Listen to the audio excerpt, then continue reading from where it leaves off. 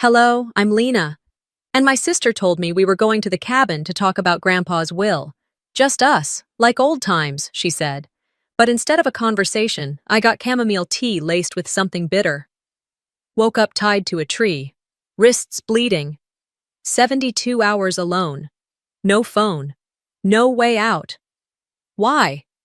So she could take the $950,000 our grandfather left me and erase me from the family. Like I never existed. Have you ever been so betrayed by someone you loved? You didn't even recognize their voice anymore? That's what happened to me. And what I did next wasn't about revenge. It was about telling the truth out loud. For the first time. What would you do if your family decided you were disposable? I'm glad you're still part of the family, Malis whispered, her arms tightening around me in a way that felt just a little too firm, a little too final. I smiled because that's what you do. You smile when you're not sure if you're being welcomed or warned. I'd arrived in Bozeman earlier that afternoon, my first time back in nearly a year. The air smelled like dust and lilacs, Montana in early summer. As the rental car rolled past the edge of town, I spotted the same broken white fence outside the diner where Grandpa used to get coffee at 6 a.m. Sharp. Time hadn't touched it. Or maybe it just refused to be changed, the same way old wounds never really close, they just harden over. Corvina, my mother, opened the door to the house before I even knocked. She looked the same. Sharp bun, apron still tied like she had something simmering, even though it was obvious she hadn't cooked in years. "Well, you made it," she said, stepping aside. No hug, no warmth, just a nod, as if I'd shown up late for a dentist appointment. The living room hadn't changed. Same brown recliner Grandpa always used, even though the cushion was deflated and the fabric faded. My eyes locked onto a photo over the fireplace, one of the last taken of him, standing next to me on the front porch. I looked happy in that photo. I don't remember feeling that way. Malis walked in from the kitchen, all smiles and polished charm. Her hair was curled, makeup perfect, blouse neatly tucked. She looked like someone who'd just come from hosting a lifestyle segment on local TV. "I made pot roast," she beamed, arms out, "just like Grandpa liked it." I let her hug me. The roast did smell like home, carrots, onions, thyme. I hated that it made my eyes sting. I didn't know whether it was the smell, the memory, or the fact that no one else had mentioned him since I walked in. We sat down around the old oak table, just the three of us. Jorah and Valora were on their way, Corvina said, waving it off like they were just running late and not avoiding me. The food was good, too good, the kind of good that makes you nervous. No one says what they really think when their mouths are full. "So," Malis began, eyes locked on me, "I thought it'd be nice for the family to have a little private gathering next weekend. At the cabin." I blinked. "The cabin? Grandpa's cabin?" "Just us," she nodded. "The core. Like it used to be." Corvina chimed in. "We need to handle the estate in a respectful, unified way. I assume you agree." I hesitated. Something about the way they were both looking at me, too calm, too coordinated, made me want to grab my keys and drive straight back to the airport. Still, I heard myself say, "Sure. Okay." "That's wonderful." Malis smiled again, but this time, her smile didn't reach her eyes. "We'll hash things out. No lawyers, just family." That word again, family. It hung in the air like smoke. I swallowed the rest of my wine. The next morning, the lawyer came. Thatcher looked like he'd stepped out of 1965. Brown corduroy suit, wire-rimmed glasses, a thin leather briefcase that creaked when he opened it. He stood in front of the fireplace like it was a pulpit. "I'm here to execute the wishes of the late Mr. Gideon Parks," he began. "As expressed in his most recent will, dated October 3rd of last year." I glanced at Corvina, who sat stiffly in her chair, hands folded like she was preparing for a funeral mass. Malis sipped her coffee, one eyebrow slightly arched.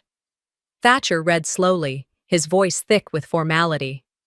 Grandpa had left a few modest items to local charities, a vintage typewriter to the Historical Society, his fishing gear to the VFW Lodge. Then came the line that changed everything. To my granddaughter, Lunell Parks, I leave all property, financial accounts, and personal investments, totaling approximately $950,000. She alone shall inherit my estate, for reasons she understands better than anyone. The room went silent. Not awkward silent. Nuclear silent. Malis stopped breathing. Corvina stared at me as though I'd just confessed to a crime. I opened my mouth to say something, anything, but all that came out was air. Thatcher continued, unbothered. This decision is final and binding. The documents have been notarized and filed accordingly. When he left, no one spoke for a full minute. Finally, Malis stood up. Well, she said, tone brittle. That's a surprise. I didn't know, I said quickly. I had no idea he… Corvina interrupted, sharp as a blade. Don't pretend you didn't influence him. He always had a soft spot for you. I looked at her, stunned. He was fair to everyone. She shook her head. You were his little shadow. You know how impressionable he was in his final months. I wanted to argue, but the guilt curled around my ribs like barbed wire. Maybe I should have told him not to. Maybe I should offer to split it. I'm not trying to take… Malis held up a hand. It's fine, Lena. Really. It's just money. Her voice was too even, too calm. That night, I stood in the hallway outside the guest room, listening to faint whispers behind Malis's door. Corvina's voice, hushed but sharp. Something about not what we planned. I didn't sleep. The next day, I packed my bag. I decided not to go to the cabin after all. It felt wrong. Off. I was halfway down the stairs when Malis appeared at the door, blocking my exit. I know this is weird, she said, but the cabin, it's important. Grandpa would want us to do this together. I hesitated. She stepped closer. We don't have to talk about the will. It's just a weekend. Some closure. Please. I don't know what made me say yes. Guilt? Fear of being seen as selfish? The faint hope that this was all just a misunderstanding. Maybe I still believed there was something worth saving. She hugged me again, tighter this time. I'm glad you're still part of the family, she whispered. But the way her arms held me said otherwise. I didn't answer her. I just nodded, because there wasn't much left to say. That hug lingered longer than it needed to, and the pressure of her hands on my back wasn't reassuring. It was conclusive, like she'd already made a decision for both of us. 2 days later, Malis pulled up in a black SUV with tinted windows and way too much attitude for a family weekend. I stepped out of my apartment with a backpack and an old denim jacket I hadn't worn since college. Bozeman was warming up, but I felt cold. Hop in, she chirped, like we were headed to brunch instead of a remote cabin in the woods where Grandpa used to make us dig our own latrine holes for character. The back seat wasn't empty. Valora sat by the window, long manicured nails, scrolling her phone with one hand and sipping something iced with the other. Jorah was in the passenger seat, arms crossed like a bouncer in an off-duty mood. I slid in between them without speaking. The doors locked as soon as they shut. Automatic. Still, it felt symbolic. The ride started in silence, broken only by the hum of tires on asphalt and a faint playlist of soft jazz. Malis insisted on looping through the car's Bluetooth. I tried not to notice that Corvina wasn't in the car. I'd assumed she'd come too. Mom's already at the cabin, Malis offered casually, like she'd read my mind. She took the truck up earlier, wanted to set up, make sure the propane was working and all that. Valora giggled. I told her she's not exactly the camping type anymore, but she insisted. I glanced out the window as we passed the outskirts of town. Familiar trees blurred into one another, and I realized I hadn't been to the cabin since high school. Grandpa used to make a big deal out of it. No phones, no distractions, just nature and each other. I remember loving it. Back then, Malis kept making eye contact in the rearview mirror, not checking the road, checking me. I leaned away. As we hit gravel and the signal bars dropped off my phone screen one by one, I felt that low-level anxiety I'd carried for years tighten its grip. I kept quiet as we arrived. The cabin looked smaller than I remembered, but not in a warm, nostalgic way. more like a house abandoned by meaning. The rocking chair out front was missing one slat. The wind chime was tangled in itself, silent. Corvina emerged from the porch with a half-hearted wave. "We've got water and snacks inside. I thought we'd all settle in before talking." Her voice was hollow, and her eyes wouldn't meet mine. We unloaded groceries. I took the first bag, lighter than it looked, and noticed something at the bottom. Rope. Coiled. Thick. "Why'd we bring rope?" I asked, already knowing I wouldn't like the answer. Malis answered without hesitation. "There's a loose shutter on the upstairs window. Thought we'd fix it this time." Valora chimed in.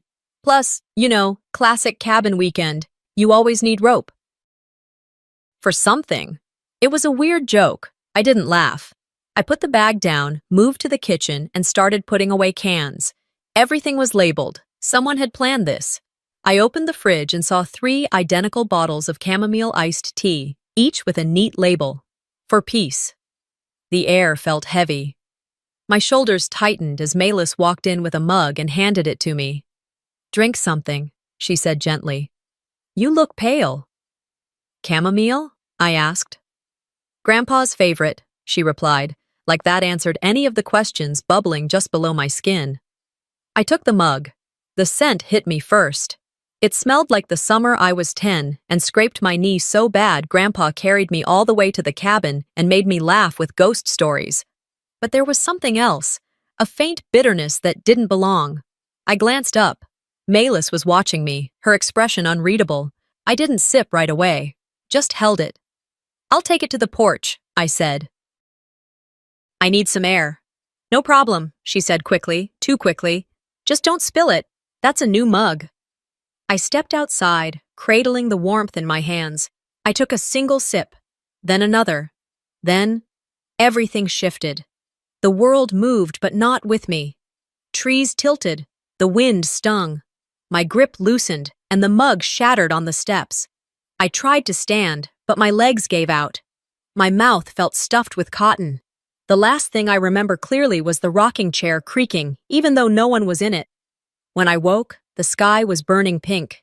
It was dusk, cold and quiet, and I couldn't move my arms. I was upright, my back pressed against bark, rough, old, splintered bark. My wrists were tied behind the tree. I tested the knots, tight, brutal, designed to hold. My ankles were bound too, zip ties digging into skin. I opened my mouth to scream, but my voice cracked. My throat was dry, so dry it felt like sandpaper. 50 feet ahead, I saw the outline of the cabin, lit softly from inside. I heard the clink of dishes, laughter. Someone turned on music. I couldn't make out the song, but it was upbeat, wrong for the setting. I wasn't supposed to be part of this party. I shifted my weight, pain flaring in my hips and shoulders. I'd been sitting there a while. A flashlight beam bobbed in the distance. Then footsteps. Malis. She came alone, holding a bottle of water. She knelt just close enough for me to see the smug curve of her lips. "I told you we needed to talk," she said, setting the water down just beyond my reach. "But you wouldn't listen." I croaked something, barely a word. She leaned closer. "You'll live, that's the point. We're not monsters. We just needed time to think. Time for you to think." I shook my head slowly, dizziness threatening to tip me sideways. What are you doing?" "What Grandpa should have done years ago," she snapped. "You think he didn't see through you? You think he wasn't manipulated? You always played the victim." I wanted to scream, to call her out, to fight, but I couldn't even lift my head. "You're not dying out here, Lena," she added, rising. "You're learning." She turned and walked away. I sat there as the light faded, as mosquitoes found me, as my stomach clenched in on itself. The stars blinked to life, one by one. The wind chilled. And that was the moment I stopped hoping to be loved and started planning to survive. A single mosquito buzzed past my ear, loud enough to jolt me from the fog I'd slipped into. My eyes opened slowly. My head throbbed. Everything was sore. Neck, shoulders, wrists, even the arches of my feet. I could feel the crust of dried sweat and dirt on my skin, a grimy second layer that stuck like shame. The air had changed. Cooler now, damp with morning. The smell of wet leaves and something sour clung to the air like mold. I could hear birds chirping faintly, far away. That meant I hadn't died. Not yet. I turned my head to the side, just enough to let my cheek rest against the bark behind me. Something sharp pricked the edge of my jaw, but I didn't flinch. Pain made sense. Everything else didn't. A memory came uninvited. Grandpa's voice, low and steady, as he taught me how to tie a figure-8 knot.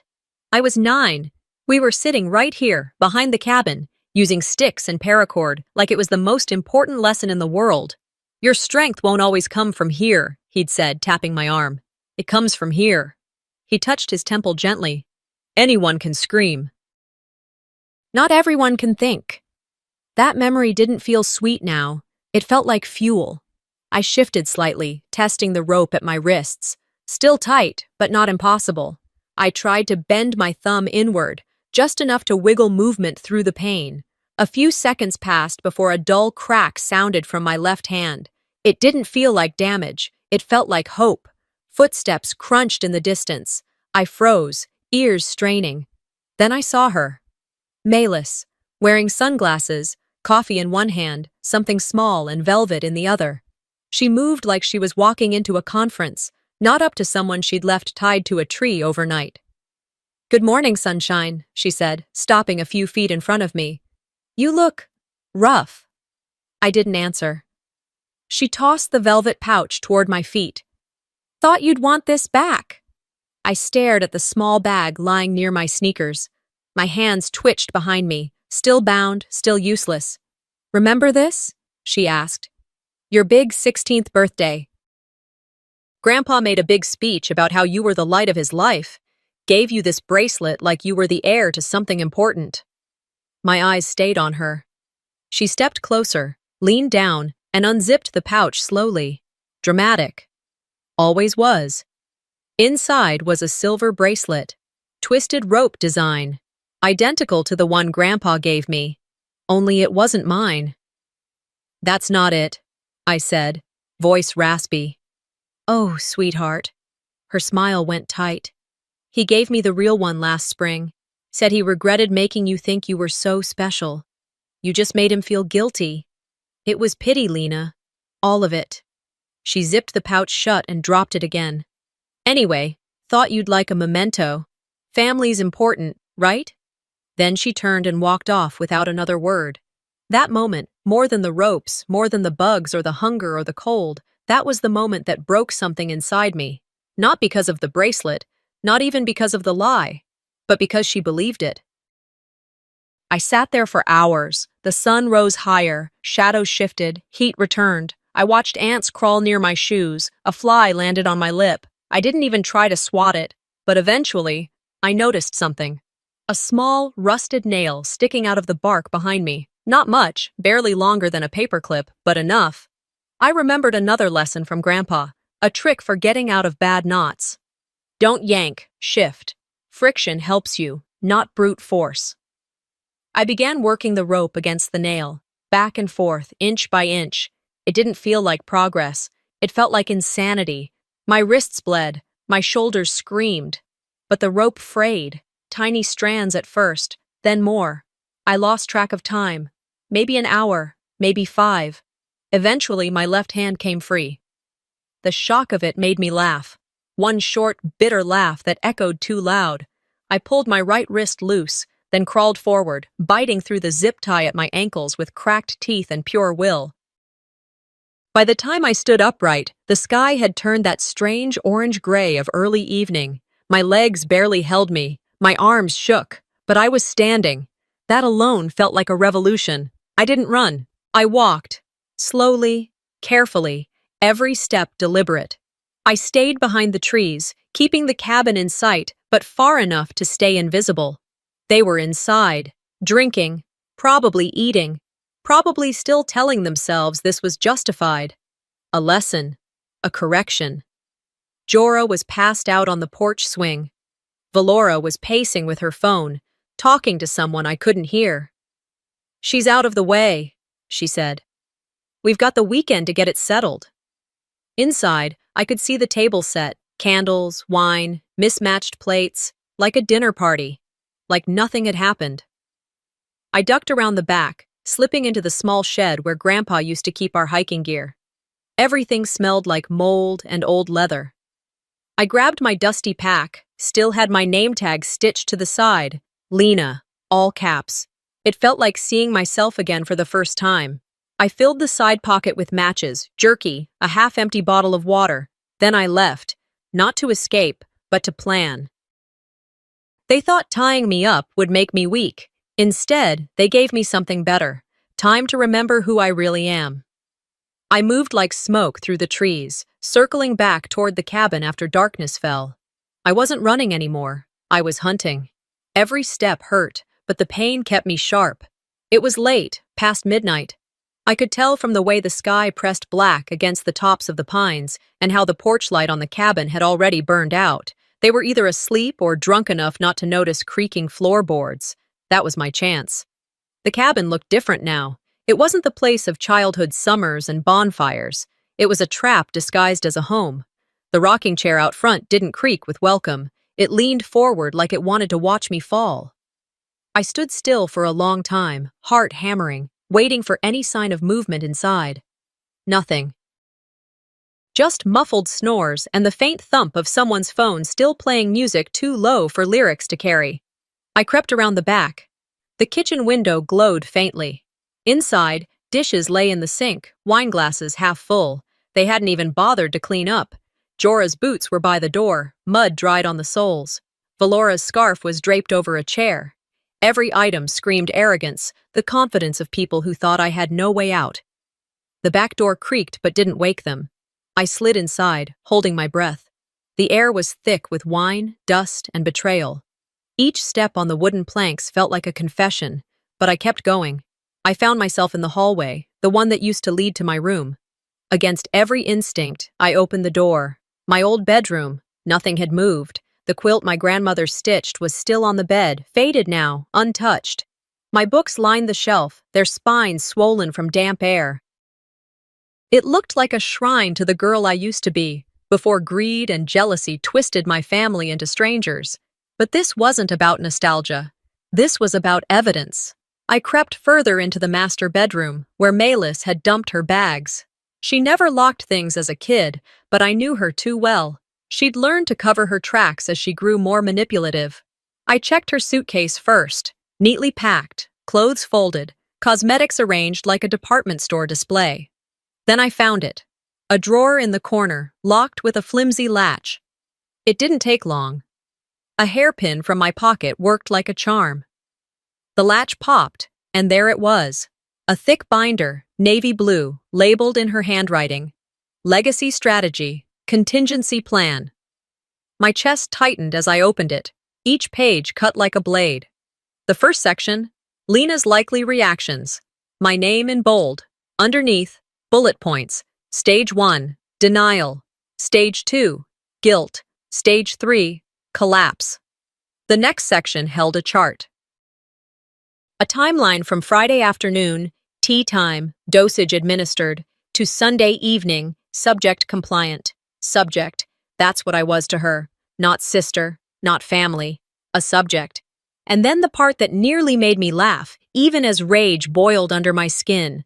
Contingency notes for involving authorities. It read, if Lena contacts police, deny substance use. Frame as emotional breakdown. Redirect narrative to her being unstable. They hadn't reacted out of anger. They hadn't slipped in the heat of grief. They planned this. Each cruel move was rehearsed. I snapped photo after photo with my phone, fingers trembling but steady enough to capture every word. I slid the binder back exactly as I'd found it. Then I turned to the hallway. The landline hung on the wall near the kitchen. A relic Grandpa refused to throw out. It should have been my lifeline. I lifted the receiver with shaking hands and dialed 3 numbers. 911, what's your emergency? The voice was calm, professional, and horribly familiar. Hello? I croaked. This is Lena Parks. I've been drugged, tied up, The voice cut me off. Nobody's coming, sis. You were always too trusting. Silence. Then the click of a line going dead. I stood frozen, staring at the receiver in my hand. My sister had rerouted the cabin line. She hadn't just trapped me physically, she'd stripped me of any illusion of safety. Even my last desperate act was accounted for. I placed the phone back on the hook gently, quietly. My stomach twisted. I wanted to scream, but screaming would have given her the satisfaction of being right, that I'd collapse, that I'd break. Not this time. I slipped back out into the night, binder photos stored in my phone, fury burning like a furnace inside me. I needed to protect the evidence.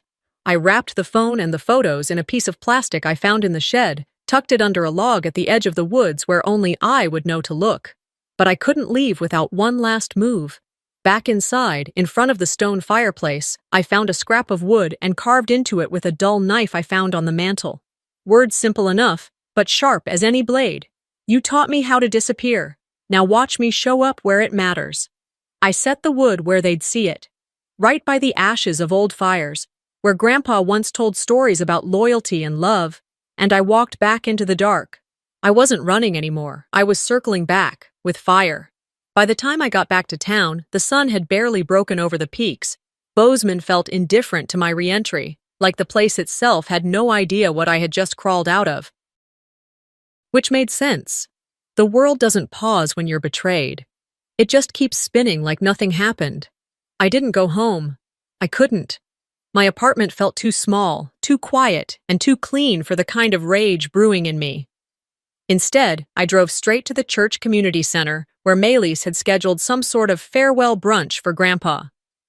I saw the flyer 2 days earlier at the local cafe, her face smiling beside a grainy photo of Gideon, cropped tight to keep the rest of us out. I parked 2 blocks away and walked the rest, keeping my hood up. I was still wearing the same jacket I had worn into the woods.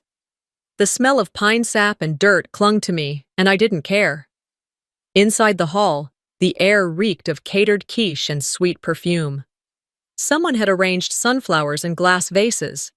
Maylis stood near the podium, radiant and rehearsed. She was flanked by Corvina, who wore a subdued black dress and an expression that said she'd rather be anywhere else.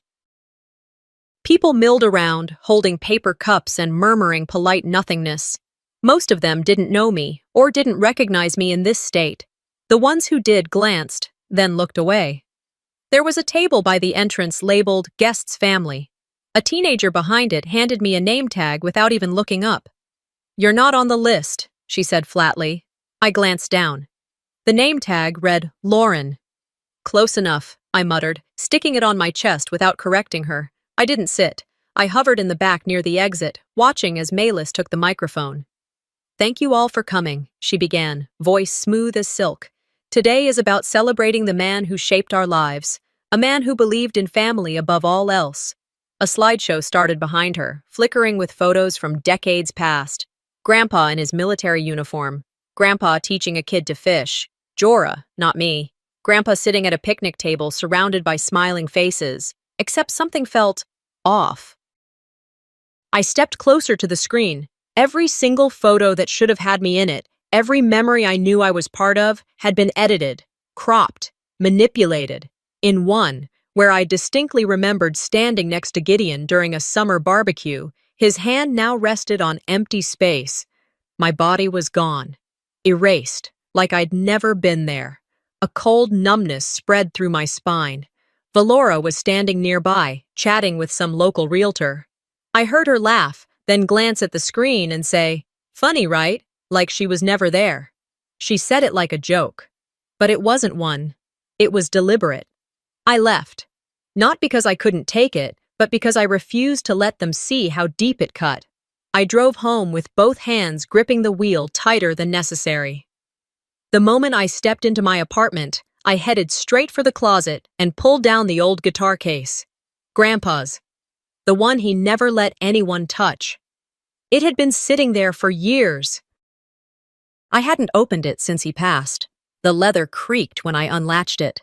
Inside was the guitar, dusty but intact. Tucked inside the sound hole was a rolled-up piece of parchment, bound with twine. My hands trembled as I unrolled it. It was his handwriting. To Lena, because she saw me when others only saw a wallet. Underneath was a full, signed and notarized version of his original will. This wasn't the version Thatcher read. This was older, more personal, more real. And attached to it Folded inside was a note. If you found this, it means they tried to erase you. I never would. I sat on the floor and cried, not loud, not messy, just quiet tears that slipped down my face as the weight of everything came crashing down. Not just what they'd done, but how easily they thought they could do it, how easily they had done it, and how close they came to succeeding. I wiped my face, stood up, and got to work. I scanned the will, saved 3 copies, one on my laptop, one on a USB, and one in cloud storage. I printed 2 hard copies, sealed one in an envelope, and addressed it to a lawyer I had met during a zoning dispute last year. He wasn't fancy, but he was honest. And at this point, honesty mattered more than power. I walked to the post office myself. When the envelope slid into the outgoing bin, I felt something loosen inside me, like an old splinter finally working its way out. I wasn't going to scream anymore. I didn't need to. The paper would speak for me, and if Malis wanted to stage another fake memorial, she'd have to do it under oath. You tried to delete me from the story. Now I'm writing the ending myself. The file from the scanner was still warm on my fingertips when I leaned back in the chair, exhaling slow and deep. There was no need to scream. Not anymore. I had every word I needed, typed, signed, and sworn into ink by the only man who ever saw through the mess of this family and still chose to love me. You tried to delete me from the story. Now I'm writing the ending myself. After sealing the envelope to my lawyer, I opened my laptop and pulled up Malis's Instagram. It was almost too easy to find her profile. She never hid when she wanted an audience. There she was, her latest post from the brunch. A polished photo carousel, her hand holding Grandpa's old watch, her face posed just right under a black veil like some movie widow. A group shot of guests smiling under a banner that read, Legacy of Love. Her caption read, Carrying Grandpa's legacy forward, family first, always. I sat there for a second, my jaw tight. Then I clicked screenshot. Another photo followed, this time a clip from her live speech. She stood with a hand on her heart, voice trembling just enough to look sincere. I hit play. He left it all to me, she said, tears welling at the corners of her eyes. But money's not the point. It's the weight of legacy. What you do with what's left behind. Thousands of hearts fluttered across the screen. Comments poured in. She's so strong. Such grace under pressure. Must be hard having a sister like that greedy Lena. I clicked again. Screenshot. Then again. And again. If they wanted a performance, I'd show them what it looked like when the truth walked onto the stage. By mid-morning, I had already gathered my copies. The real will, the binder photos from the cabin, audio from the fake 911 line, and now this, the curated lies meant to polish her public image while she carved me out behind closed doors. Then came the call. Hi, is this Ms. Lena Parks? The voice was clipped, professional. Yes, I answered, already sensing where this was going. This is Aaron Sandoval, Bank of Bozeman. I'm calling regarding the Gideon Parks Trust. There's been a request to update account access, add a co-signer, and change primary signature authority. My heart stopped for a full second. Who submitted the request? I asked, already knowing the answer.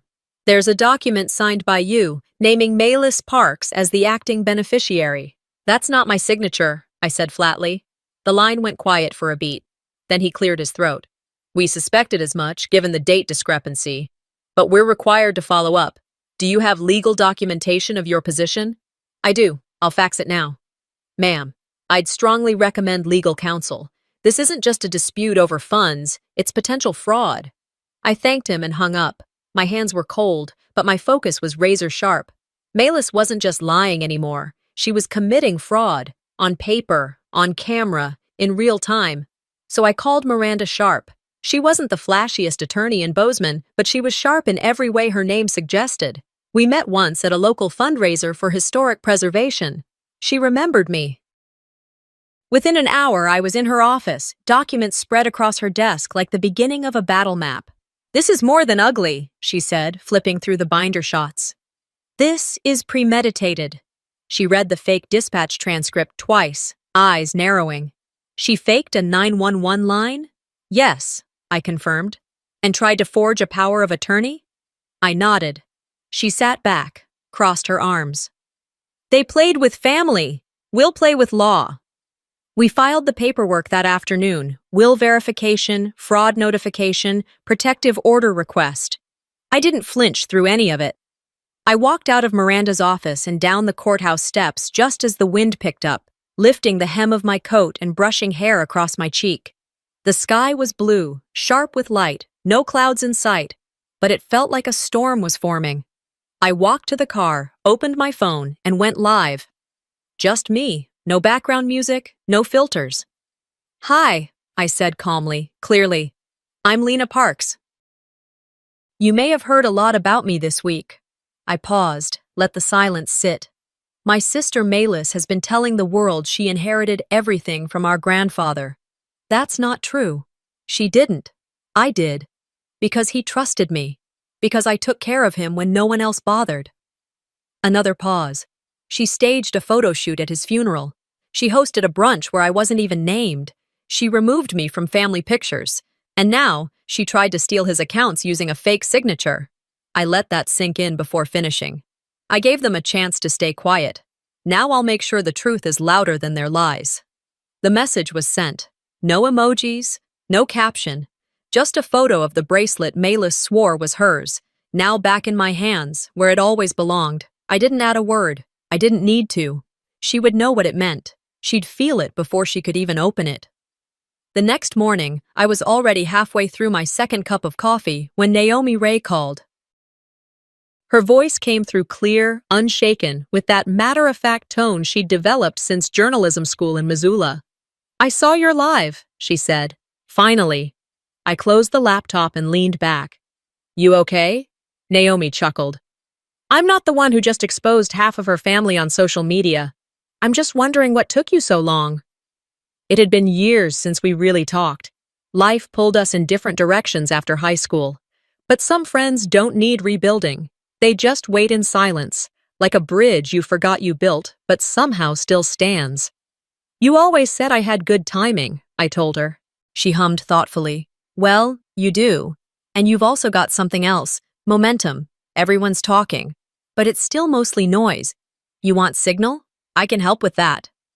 "I'm listening." Naomi didn't skip a beat. "I have an old project recording. Remember that audio story we had to do about legacy, junior year?" I blinked. "That was 16 years ago?" "Yep. And guess who your grandfather agreed to be interviewed by? Yours truly." There was a pause on my end. I barely remembered the assignment. Something about the people who shaped our values. I chose Gideon without even thinking twice. "You still have it?" "I do. Just went through my old files. And Lena, it's gold." That afternoon, Naomi came by with her recorder and a folder of transcripts. We sat at my kitchen table while the late morning sun slipped across the floor, warming everything except my heart. She hit play. Grandpa's voice filled the room. Not the version shaped by my grief. The real one. Clear, deliberate, and kind. "I think Lena understands people better than most adults I know," he said in the clip. "She listens. She doesn't take up space to prove she exists. That's rare these days." My throat clenched. "I trust her," he continued, voice steady. "If there's anything I can leave behind, it's not just money or land. It's the right person to carry the story forward. That's Lena." We both sat in silence for a few seconds after it ended. Naomi looked at me, her gaze sharper than it had been when she walked in. "I'm publishing this. Full editorial. I'll add screenshots from Malis's lies, the will, your video. People need to hear your side, but they also need to hear his." And she did. By evening, the story was live. Erased by Blood, When Families Rewrite Legacy with Lies. The title alone drew attention. But it was the content. The voice of a man people respected, paired with undeniable evidence that flipped the narrative. Comments exploded. "Wait, this changes everything. Why didn't we hear from her first? Malis edited her sister out of the memorial slideshow. What kind of person does that? This is abuse, plain and simple." I read them all, not for validation, but to measure the shift. The tide was turning. It wasn't just my word against hers anymore. It was truth versus performance. And then came the bracelet. I found it inside a locked music box from my old closet. It took me nearly an hour of digging and nearly giving up before I spotted it, nestled beneath Grandpa's pocket knife and a faded Polaroid of us fishing. The bracelet gleamed, dull with time, but unmistakable, and there, on the inside curve, was the inscription, "To Lena, the fire I trust most." I had it tested, of course, just to be thorough. The engraving matched Gideon's handwriting from documents dated months before his death. No question, and the bracelet Malis tossed at me in the woods? A cheap knockoff from Etsy. I found the receipt in the binder photos I'd taken, the one labeled Props, Sentimental. She didn't just lie, she choreographed. I uploaded the new evidence to a drive, then emailed it to Miranda, my lawyer, who replied within 15 minutes. This just pushed the fraud case from strong to bulletproof. By Friday, Malis's sponsor deals started dropping. Boutique wine partnerships, a line of minimalist jewelry. She posted a video saying she was stepping back to protect her peace. The comments weren't forgiving. People had questions, and Malis didn't have answers, only rehearsed statements that now felt hollow in the face of facts. That night, the phone rang. Blocked number. I didn't hesitate. "Let's not make this uglier than it already is." Her voice was tight, like she'd rehearsed the line and couldn't believe she had to use it. I said nothing. "I'm serious, Lena. It's hurting Mom. It's hurting us. I'm sure there's a way to—" I hung up. No fury. No screaming. Instead, I texted her one photo. The bracelet. No words. No follow-up. She tried to erase me with edited memories. I responded with something real enough to wear. It wasn't over. But I finally had room to breathe. That thought looped in my mind as I stepped through the courthouse doors, heels clicking against the polished floor with more certainty than I expected from myself. It had been exactly 1 week since I pulled myself off that forest floor, wrists raw, heart numb, and spine, somehow, still intact. I had survived my own family's erasure.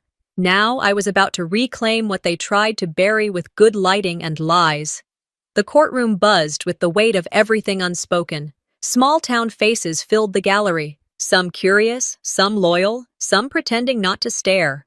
I caught sight of Mr. Reinhardt from the hardware store, Mrs. Kessler, who used to bring cherry pies to every school event. Even the town pastor sat in the back row, eyes heavy with whatever prayers he hadn't yet said. And then there was Corvina. She sat near the back, a seat away from everyone, holding her purse with both hands like it was the only thing anchoring her to the room.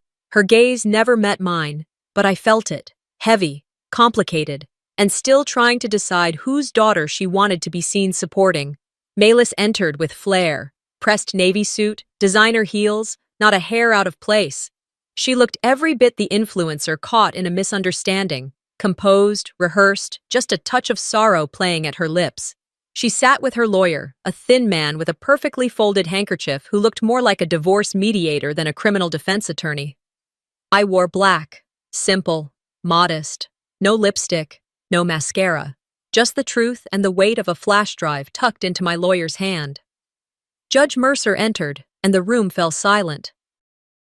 He was a tall man with a face that didn't move unless it had to. Word in town was he had once thrown out an entire fraud case because someone tried to hug him after a ruling. "Ms. Parks," he said, glancing down at the case file, "you are presenting claims of financial fraud, document falsification, and attempted harm. Your counsel may proceed." Miranda stood like she'd been waiting her whole career for this moment. Calm, measured, surgical.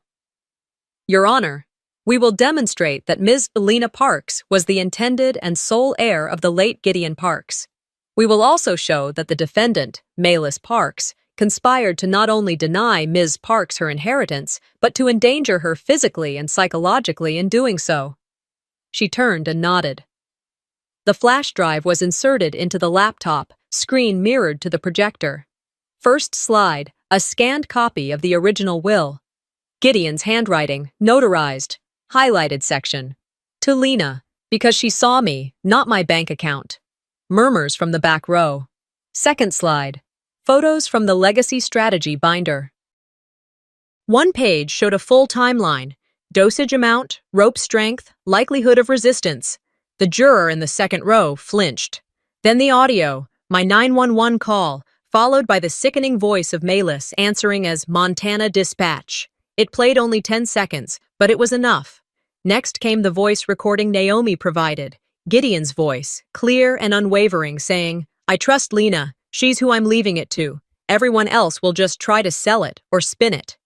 A few jurors nodded slightly. One shook her head, clearly appalled. Then, the bracelet. Miranda handed it to the bailiff, who passed it to the judge. The inscription gleamed faintly.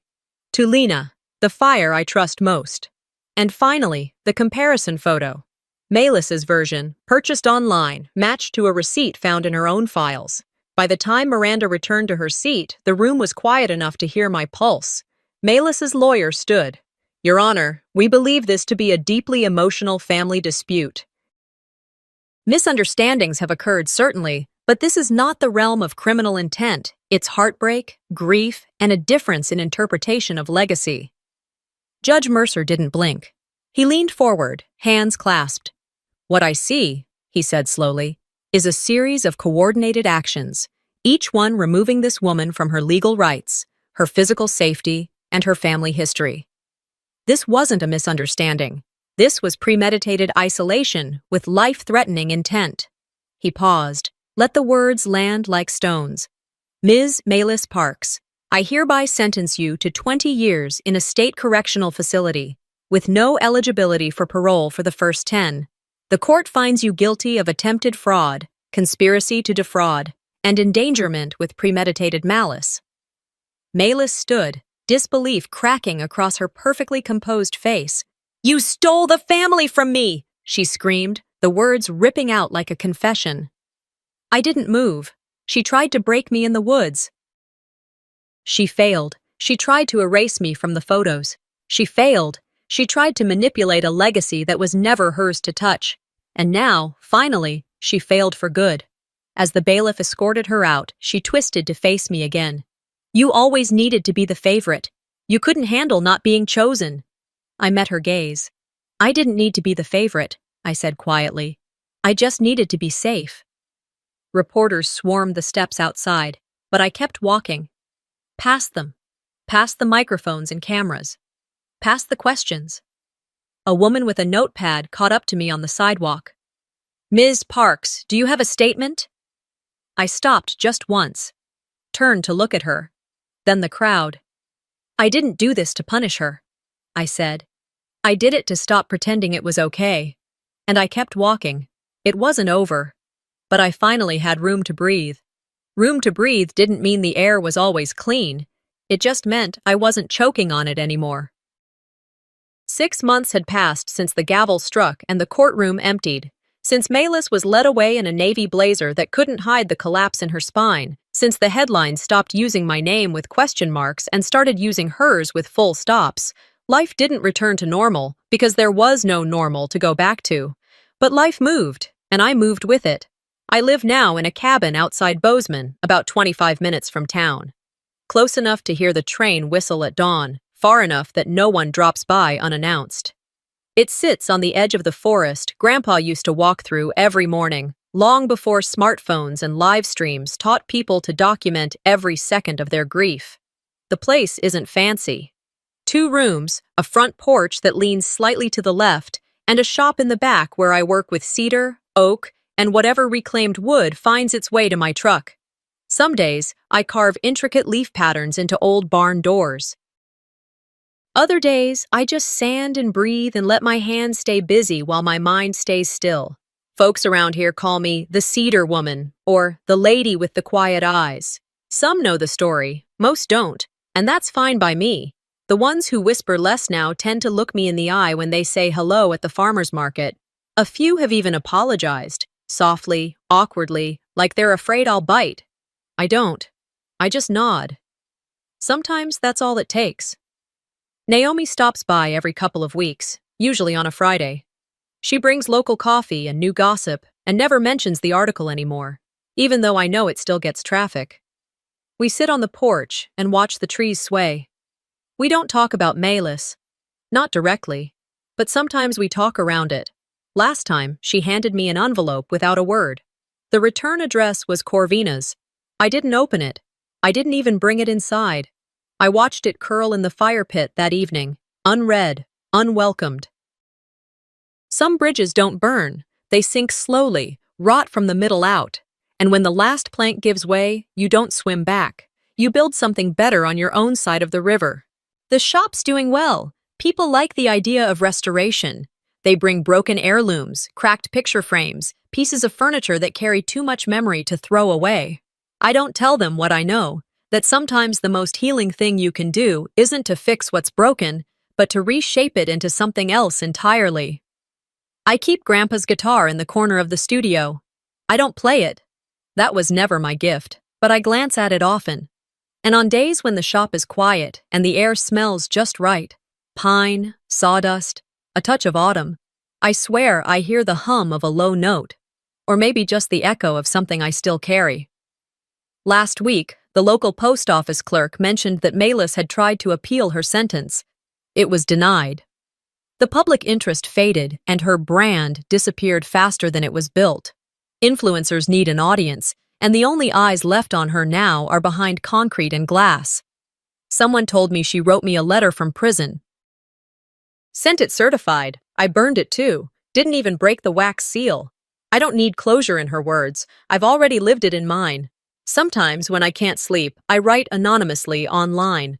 Small essays, nothing dramatic, stories about inheritance, but not the financial kind, about legacy, about what people leave behind that can't be signed over. One of them went viral. The title was, "What if the only people you had to forgive were the ones who taught you never to trust?" Thousands of comments followed, some angry, some understanding, a few heartbreaking in their sameness. I didn't respond to any of them, but one caught me off guard. It was short. Just 3 words. I see you. I don't know who sent it. Maybe it doesn't matter. Sometimes that's all we want, to be seen, not in a photo, not through a filter, just seen.